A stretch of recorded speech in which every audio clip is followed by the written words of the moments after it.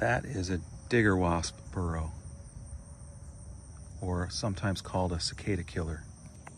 There's one there, there's one here. And that's where they take their victims to be used as food for their larvae.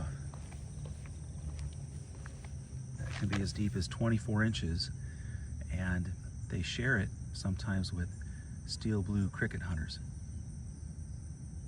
But the digger wasp does the digging. That's pretty cool. I saw him flying around here the other day on my walk. Here's the female cicada killer coming out of her den. This is where she buries cicadas that she's paralyzed. She's a big wasp.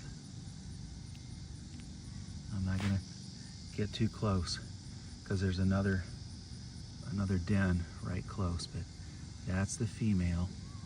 And so they sting the cicadas and then drag them underground. And that is what feeds their larvae. It's gruesome, I know, but they're amazing. They can carry a full-grown cicada after they sting it down there.